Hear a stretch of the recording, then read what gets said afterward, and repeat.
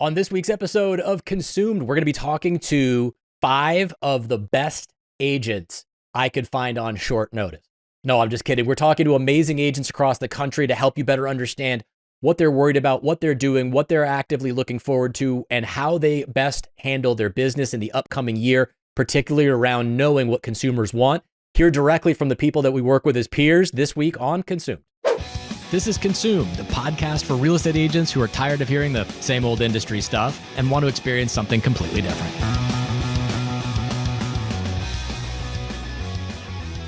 Nothing excites me more than the opening of a podcast. And in this particular podcast, this opening is going to excite me a lot. And here's why. Because of the fact that rarely do I get a chance to have amazing agents on the podcast to talk through some of the things that we're learning from consumers and how agents operate. But particularly the group of agents that I have collected, as each one of these agents represents somebody that I respect tremendously in the industry, and each one of them for different reasons. In an effort not to let them feel too good about themselves, I'm not going to tell you what those things are per se, but I am going to say, though, we've collected some fantastic agents from across the country to have an open and honest dialogue around really the nature of the business, what they see as some of the benefits and hardships are, and talk about all the real things that you probably don't really get a chance to hear when you're at the sales meeting talking to other agents, because we all know that that's like living Instagram where nobody is actually going to show you what's really happening. So to kick us all off, I want them to introduce themselves really briefly, just so you know each one of them, why they're here and what area they're in, and then we'll get jiving right into it. Gosh, Lance, that's the nicest you've ever been to us.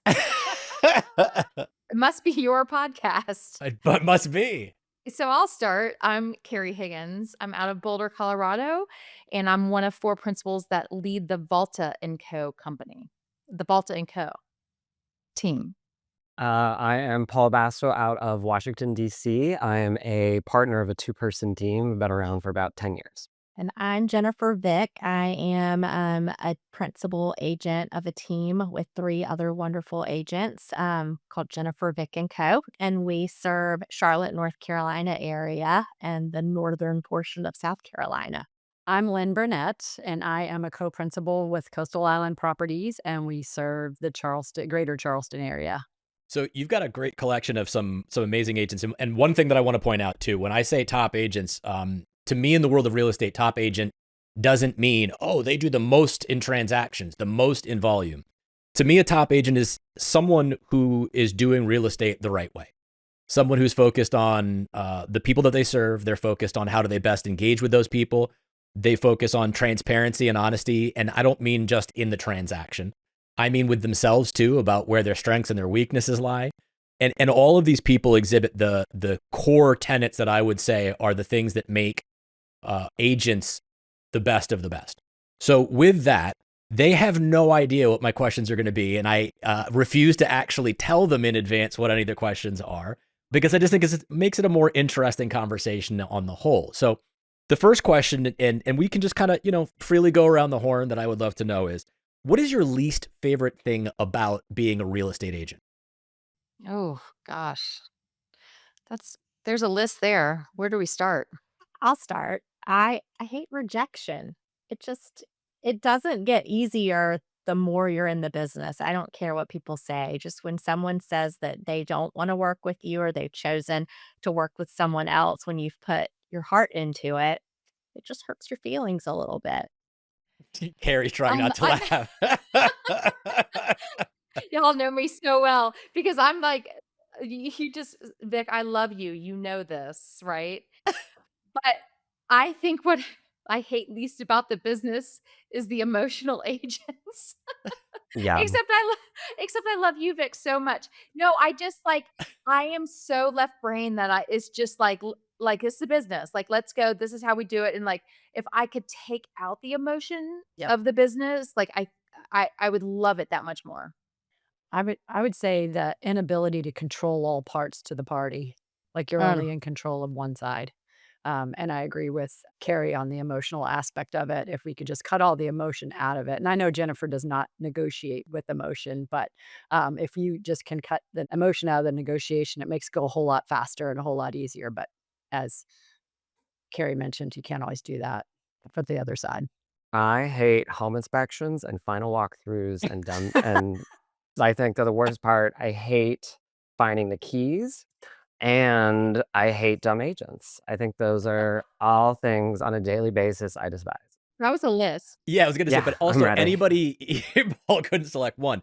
Anybody hearing this as an agent in the agent world, tell me that there isn't an agent out there that didn't go, yup, that, yup, that, yup, that. Because again, day in and day out, in the nature of what we do in the business, when you reach a certain state in your business and in the career, the things that are going to piss you off are pretty much kind of all the same, right?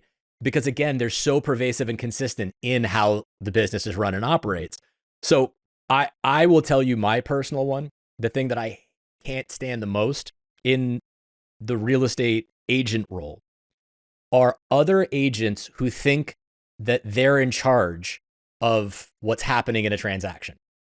Nothing pisses me off more than when I will call somebody with an offer and say, here's the offer. And they're like, oh, my people won't take that. I'm like, first of all, I care why. I don't care what your opinion is. Your job is to go talk to your people, get their response and bring it back to me. This is like not, I don't care if you hang up the phone, count to 10 and call me back. Like, Agents who think they own the home themselves. yeah. And Oh, Yeah, for exactly. themselves. oh, Right. Yeah, or it speak makes for me their client. bonkers. So Yeah. anyway, but that's probably between me and my therapist. So, okay, so good. So now give me the flip side, right? I want to hear number one thing that you love the most about being an agent. Single most important thing that you love about being an agent. The ability to create the relationships and get to know the people. So the human side is what you're saying. Mhm. I would say that, but I also love the plan. I love putting the plan together of getting a house ready to put on the market from beginning until it's on the market. Like coming in and saying this is what we need to do and the big picture of it. I love getting a buyer a property. So I think everyone wants the listings, but I have way more fun getting a buyer the house they want. And I love that no day's the same. Every day Yeah, is a true. different circus. And it's like whether you're with clients all day or you're business planning, like implementing strategy, like there's no two days that are the same in the whole year. And so yeah, Agree. that's what I love about it, because I'm super ADD. So I love how my brain gets to bounce all over the place on a daily, weekly, monthly, and yearly basis. I would agree with Carrie. For me, it's got to be the I would say the single biggest thing is the only thing permanent is change. Everything is going to change at some point in time. And so just when you think you figured it all out, you're going to catch some weird curveball out of left field on something. So good. Okay. So I think for this, now that we've warmed up folks a little bit to understand that they probably have a lot in common with many of us out there, let's dive into what Consumed is really all about. So we're a podcast to help real estate agents better understand what consumers want, need, and what they actually care about the most, because clearly the industry on the whole doesn't really do a very good job of preparing any of us for what consumers want or need, mostly because it's self-serving in its nature. But I think what I would love to know from each of you is, what do you think or feel is the single biggest misconception that consumers have about what you do? And I don't say what we do as agents. I want to know specifically what you do. Price a home. I just got out of a conversation. I'm not here to determine the price of your home. I'm here to educate you and I will advocate for your decision. But I am not here to tell you exactly to the dime what your house is going to sell for. Maybe that's top of mind. Literally, it was my last appointment.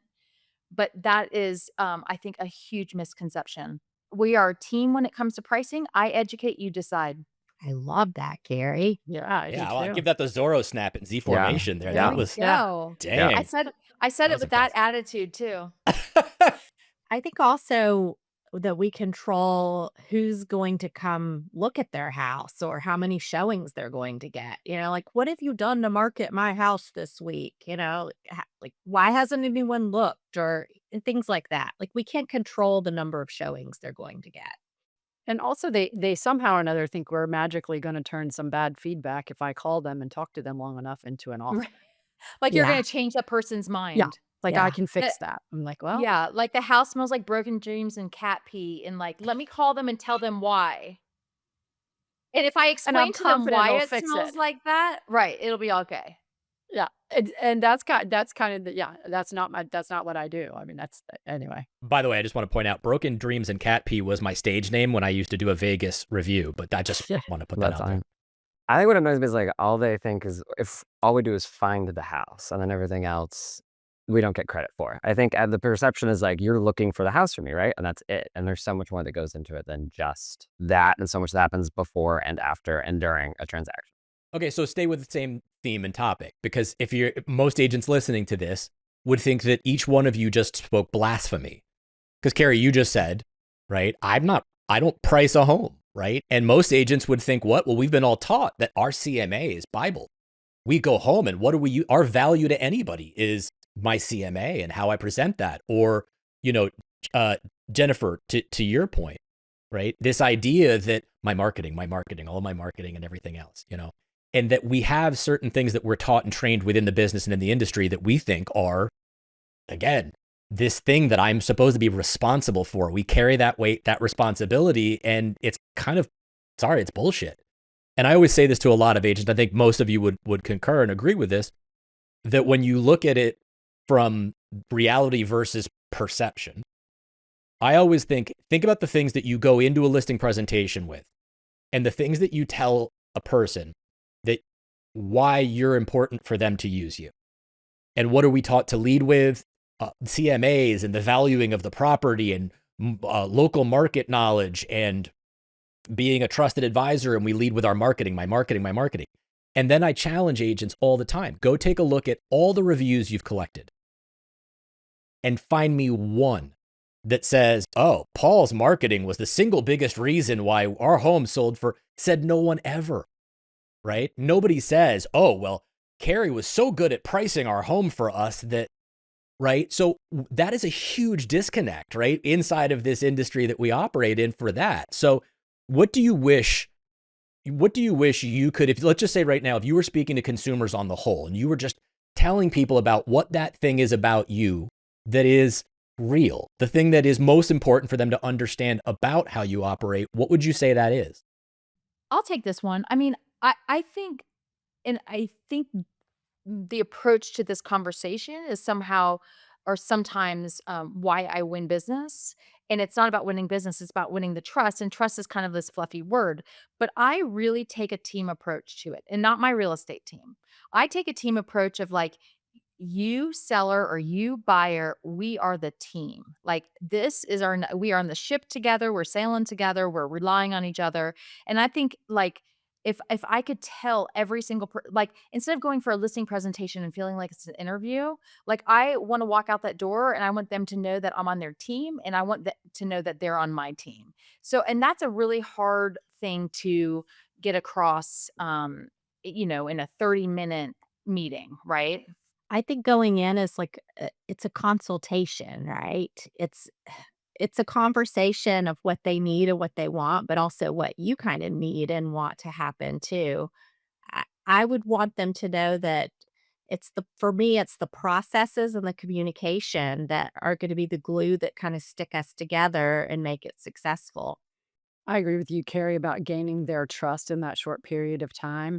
And I always just try to start by saying, like you do, I'm here to educate you and help you get to the decision as to what to price your house for and what needs to be done prior to the listing. So just start by already engaging them in the game. I always tell them knowledge is power. If you hold the knowledge, you hold all the power to make the right decisions.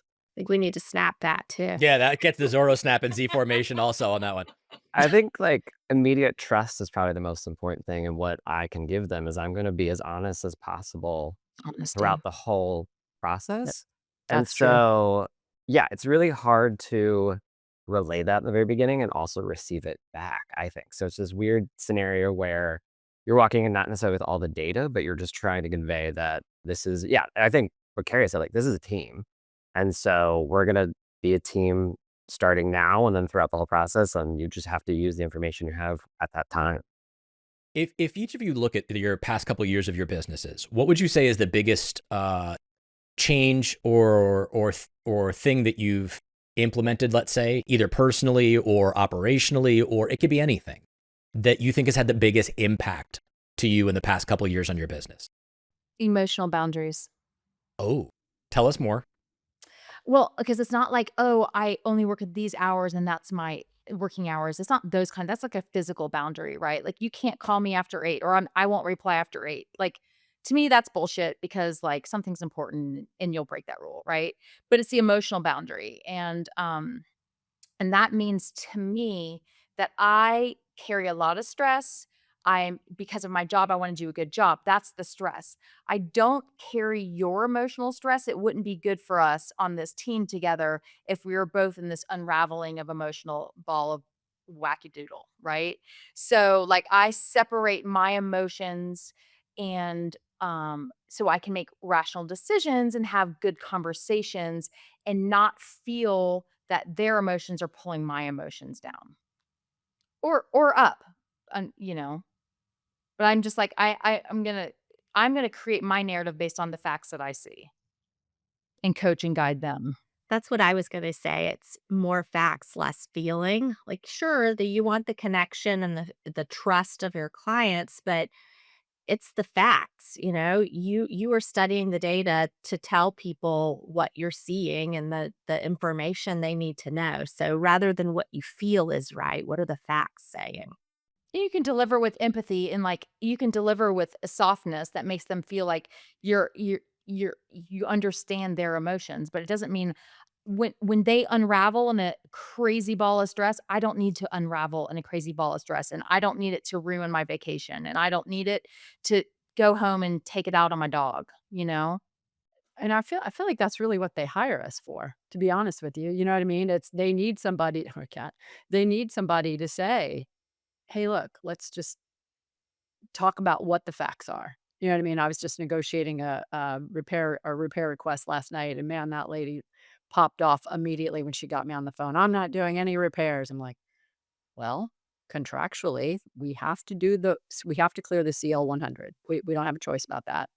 And you have some electrical issues in your house. So we can either fix it for this one buyer who is paying you a good price and it's been good to deal with, or we can put it back on the market. We still have to fix the electrical issue. The arc fault's not working. No one's buying it like that."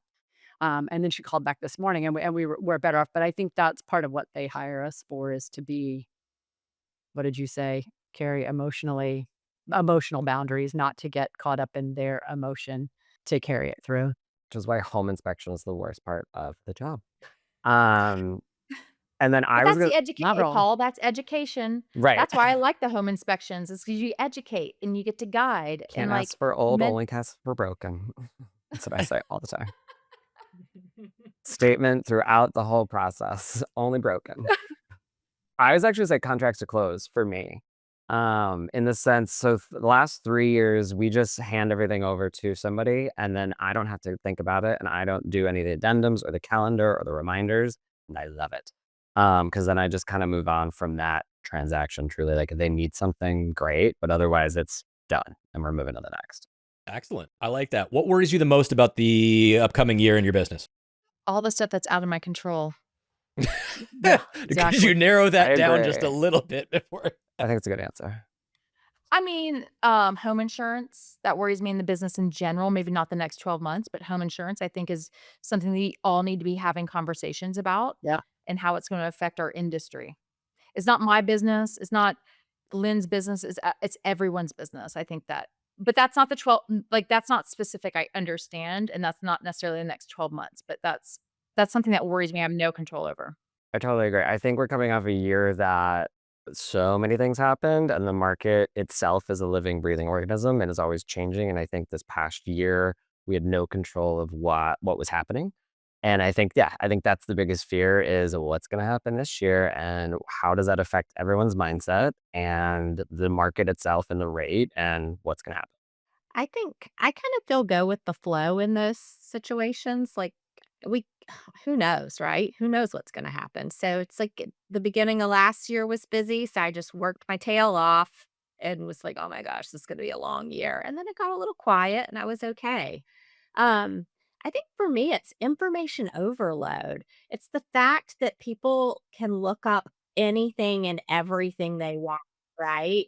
And sometimes it makes the client a step ahead of me, and I don't like that feeling, like, Yeah, want that's a great one, the Jen. answer.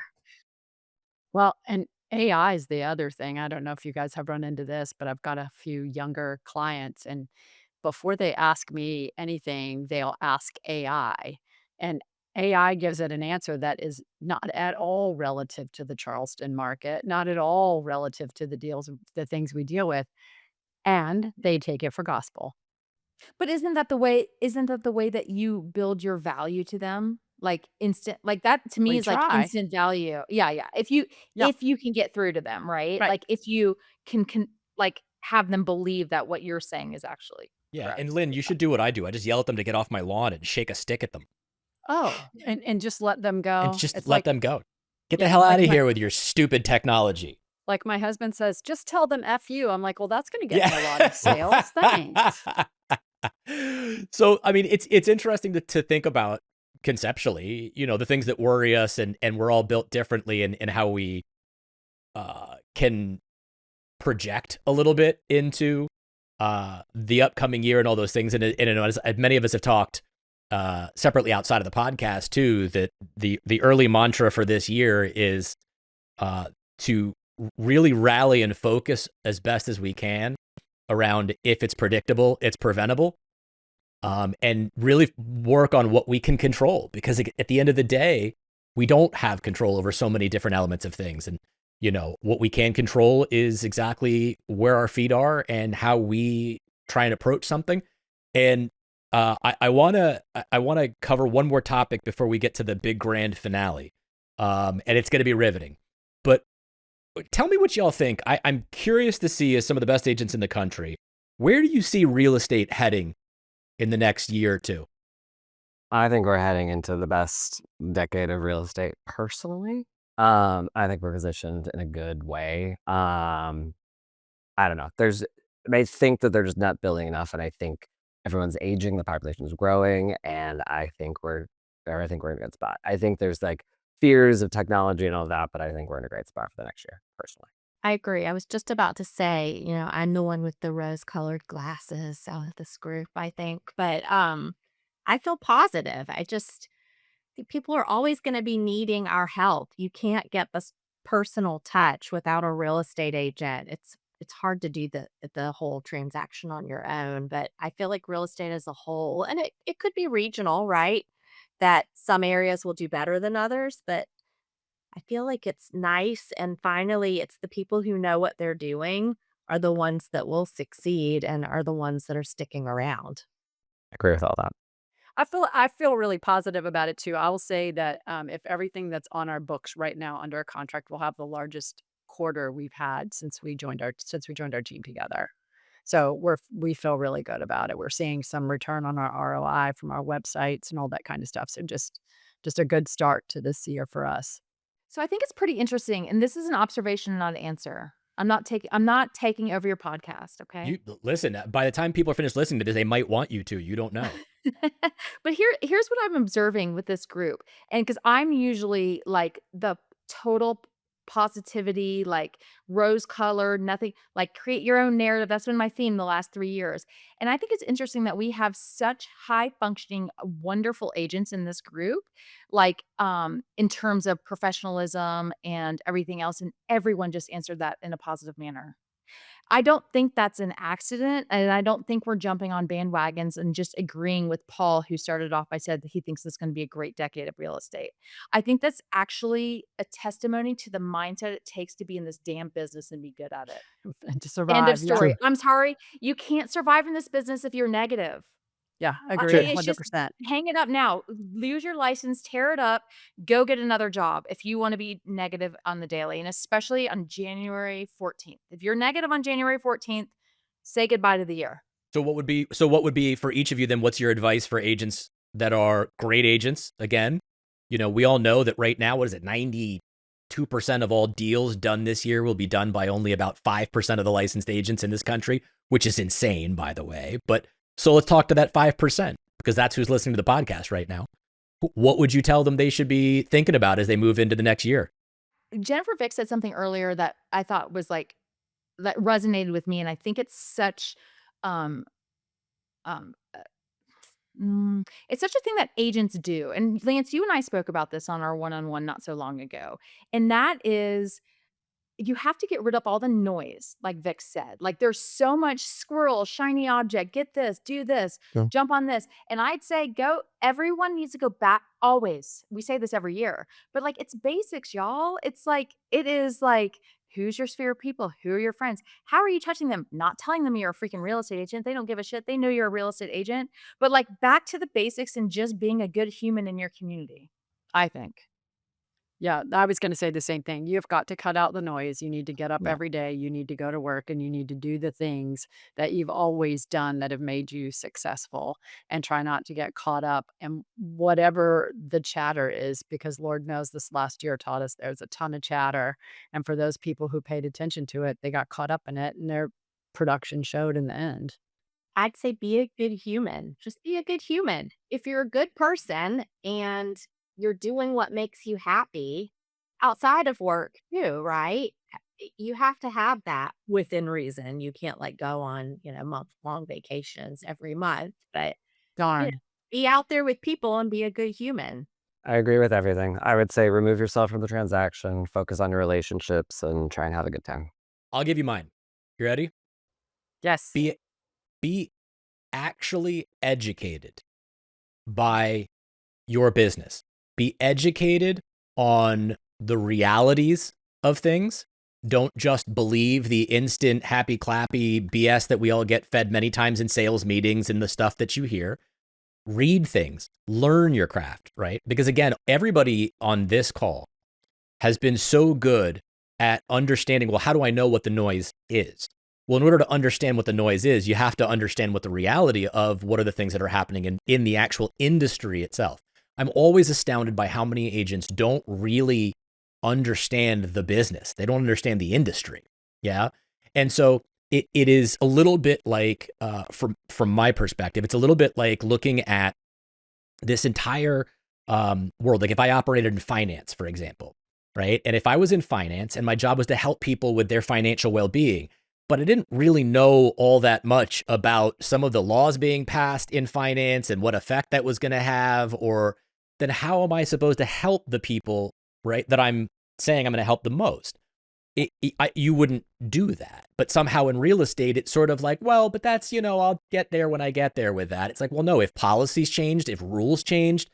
And the other reason that I say it's really important, because for me, it is the more educated you are, the much, much better you're going to be better than your competition, right? If there's only 5% of agents across the country at this point in time doing almost 90% of the volume, right? And the agents that are on this screen right now, that are on this podcast, I will tell you right now, are top 1%. And again, that is not that they're doing billions of dollars annually. Well, Carrie might, but that's not the idea that they're doing billions of dollars annually. It simply means that they're doing the business the right way and they're servicing people in a way that drives their business year over year. The more educated that you are about reality, the better you're going to be able to be competitive in a market space and a landscape with people who are uneducated. Because I can tell you right now, I still talk to people all the time and they're like, oh, I lost a listing the other day because, they thought they knew more than I did because they were saying that, my commission should only be 3%. And I'm like, commission standard's 5% or 6%. And I was like, oh, so clearly they do know more than you do. and that's why you lost the listing. So just be educated to the reality of the things that are and that helps you cut out that noise. But it also helps to bring confidence, right? In Yeah. talking Yes. with Right. consumers. If you're educated and you know exactly what the rules are, what the market's doing, what last week's showing intel looked like, you're going to bring a lot of confidence to that meeting. And that's where, like, when we meet with buyers and sellers and we don't know them yet, and we're being interviewed we're also interviewing them. If I can bring my education in a confident manner and deliver it, you know, in a way that they can understand, and they still tell me XYZ, then you know what? I might not want to work with them because they're not open to being educated, and I am educated. So, yeah, education means confidence in my mind. Yeah, and people like confidence. They buy confidence. They really do. That's right. Because again, as we've learned from the consumers that I've had the pleasure of talking to, what they want is partnership. It's the number one word that comes up every time when you ask consumers, What is it you really want or need out of an agent? Partnership. That's the key. And every one of you just described, that's why you're so good at what you do, because you've established that level of partnership with people by being a consultant, an advisor, an advocate, and an educator for them. And that's what they seek and want. So that's the longevity. So the noise goes away when you realize that's the core focus of what you can excel at. So let's wrap with some fun. I want to know, for all of us, because it's all highly relatable, we're going to go around the horn. Funniest or wildest real estate moment in your career? Okay, so I had a buyer in the car, and we have a light rail system in Charlotte, and the light rail was coming, and I pulled up too far, and you know the little thing that comes down over like to stop you from going? It came down on the car, and we were both screaming and I didn't know what to do, and there was nothing I could do at that moment. So it just like it didn't break the windshield, but it totally messed up the side view mirror. We were all screaming. She thought I was a terrible driver, I'm sure. I don't know how it happened, but it was really embarrassing and scary. And she still bought with you, right? No. Oh, No. It was my No. first time out with her, you know, like, "I'm gonna drive you Wow. around and show you," and she did not. Oh, She did not See, continue to that's work with the me. benefit of the requirement of buyer agency agreements. Right. No kidding. This was Oh probably my 10 years God. ago, right? When you were just, like, hauling and driving people around, you Right. know? Yeah. Oh man, that's a good one. Well, I'll go. There's plenty of stories because in Boulder, it's a university town. So I've got endless stories about showing like we've got these big, beautiful historic homes on the hill where like people investors buy and they got 5 bedrooms and they rent them out for $1 zillion each and like 4 kids live in each bedroom. And so we've seen it all when it comes to like the bongs or like the you just we have seen it all. But most recently, I was with this sweet woman, she was out here by herself. She and I were the same age. Luckily, we were like we totally got along, and she was super athletic and agile. It's important in this story. I'm showing mountain property and we haven't had much snow in Colorado, but there's this one part this one side of the mountain that had a lot of snow and hadn't melted yet. And I'm showing this cabin and I'm in some cute clothes, you know, whatever. Well, in the description of how to get to the lockbox, it explains something called bear spikes or bear nails. I didn't really know what that meant. And I've showed plenty of mountain properties. Well, we get to there's a set of stairs and there's literally covered in snow so you can't see them. So it's just like at your own risk. It's like Russian roulette with the bear spikes. Like on the stairs, there's like nails sticking up. And so we had to climb, she and I helping each other. I just met her that day, helping each other. Like we had to climb around the railing without trying to get stuck on the bear spike in my cute clothes. Like we sat there, we laughed so hard. We were like pissing our pants at the end when we finally both got up to the deck where the lockbox bear. We were like, what kind of agent puts a lockbox? I don't know, like, what do you do with these bear spikes? It was That's insane. hilarious. It was insane. I can't even imagine the liability level of that one. Oh, I know. We just luckily she again is athletic and agile. Like, and so we managed, but we were And then you pissing had to go ourselves back laughing so down. hard. And then we had to go back down. Oh. Wow. Lynn, what was yours? So, one of mine is actually client based at walking through a house, and I saw a copperhead in the closet, and I have a mom, a dad, and 3 kids. So the mom was upstairs. I think I'm just going to tell the dad so that he, maybe we can kill it and kind of move on and not create a whole lot of ruckus, right? So I said, "Hey, Matt," I said, "Hey, there's a snake in the closet." Oh my god, he screamed like a 13-year-old going, "Oh my god, there's a snake in the closet, there's a snake in the closet." His family is out the door, down the street. I'm like, "Oh my god, like, seriously, I could have done that." And he, like, grabbed the closest thing and killed it, and I'm just like, "Oh my god." So I call the lady and I'm like, "Hey, I just wanna tell you, like, we found a copperhead in your closet. I'm really sorry, but my client, like, grabbed the closest thing and killed it." And she's like, "Oh, thanks for letting me know. Are they interested in the property?" No, they're not. Oh man, that is a good one. So I'll tell you mine. I I was repping, I was co-listed a property. And I'm in an area that has it's nicknamed the Gold Coast. Big time hedge fund people live waterfront. It's a very expensive property. In fact, I had no business listing it. We'll put it that way. This is right when I first started. And the property itself was spectacular. Gorgeous property. It was like, I think it was like 15,000 square feet. I mean, it was just massive, sprawling, amazing. And we're going through all the different things. And at some point, there's something that comes up we're past inspections, we're past everything, that there's a discrepancy in the field card in the square footage. And as we're going through this discrepancy in the field card and the square footage, there's like literally 1,000 square feet that are missing. It's just off. And so we couldn't figure out what it was, and we thought it was a thing, and blah, blah, blah, and this, that, and the other. And we went back to old map, and the house had some work done over the years and stuff like that. We couldn't figure it out. And we weren't going to be able to get a title change or any of this stuff closed off unless we had this settled. We didn't know if they had added. We didn't know if they had done something and there was no closed CO. So this was going on, and this deal was going to fall apart. And it was sort of my first like major deal. So we are there. I am representing, by the way, the buyers now, and seller's agent, no idea. So we are going one day as an additional sort of walkthrough, let's say. And as we go in off of there's a den area, and oddly enough, the person buying the home looks up and goes, well, that's weird. The roof line for the den is actually, it seems like it's longer than where the bedroom should end upstairs. And I looked and I was like, you know what? You're right. So we went upstairs and realized, like, that's strange. The bedroom is shorter than the rest of it. Come to find out that as we're looking around, one of the panels with the wainscoting on the side of the wall, when you press it, opens. And we found the remaining 1,000 square feet of their sex dungeon. I was Oh, just thinking, God. I was wondering exactly. no. Door Oh, pops my open. There is a God. swing in there. There's leather outfits in there. It was all in there. Oh my And And God. the seller's agent didn't know? Or didn't Well, say anything to well, you?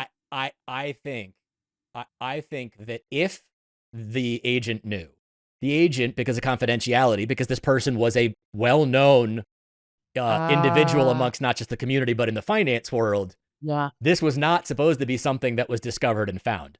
But that was one of those ones where I was like, I don't know how to handle this now. All I could say was, hey, good news is maybe we can negotiate that comes with the house. I don't know. Like, Oh, my what do you want me to God. tell you? Paul, what was 1,000 yours? square feet. I would say, well, 1,000 square feet is also huge for It was big. a sex It was dungeon. really Like, you really don't big. need Paul, that would much it make it space. different if it Yeah. was 400 square feet? A little bit, yeah. Well, that feels like a Paul better was like, use this of would be space. intimacy would be better in that. Right, like a small Right. room is fine. What Yeah. else are you doing in 1,000 square feet? That feels like a lot. What was yours, Paul? Early in my career, I got locked out on a balcony with the client, and it was a pretty small balcony. And so I had to just call agents who I knew and wait. And I called the listing agent, but like they weren't around. And so a colleague came, but it took about 20 minutes to get there. And I had to drop the keys from the balcony, and they had to go around and like let us back into the unit. But we were just chilling on a balcony for a while, and I had no idea. This was like year 2 probably. I had no concept what to do, but like it just locked, and we were just on like the 5th floor, and we were just like, well, and it wasn't like a big deck, it was like a tiny deck, and we were like, all right. And it was like relatively sunny, but we were just like, I don't know what to do. So I just called everyone in my Rolodex, which was not that big at the time, and was like, where are you? Can you come here? And then hope like when we dropped them that it didn't hit anything, because it was possible it would have like hit the other balcony. So they caught them and came in, and then we were like, okay. And yeah, they didn't buy it, but it was just But like, did they so buy with you? they did. Yeah. But it was probably like our second day out, and I can't say they like referred me anything, but they did buy. Excellent. Well, listen, I can't thank y'all enough for being on the podcast today. All of your information, by the way, we'll have in the show notes, and any of the social feeds if people want to get in touch with you. I mean, and again, I would really encourage anybody listening to the show to reach out to these folks to learn from them. They are some of the best agents I've ever had the pleasure of working with, and I've worked with over 30,000 agents across the country. So that is really, I can't tell you how talented they are in many different areas. You know, one of them happens to have been an Olympic performer, we shall say. So again, you've got a lot of variety here in terms of the talent level, experience, skill sets. And although we joke around a lot, the reality is I would entrust any of these people here with my own family members. And they probably, if they knew my family members, wouldn't work with any of them. So I appreciate all of you being on the podcast today. Can't thank you enough. And again, this year, do what you can, leave the rest, and don't stress it. That's right. Thanks, Thank Lance. you so much for having Thanks, us. Lance.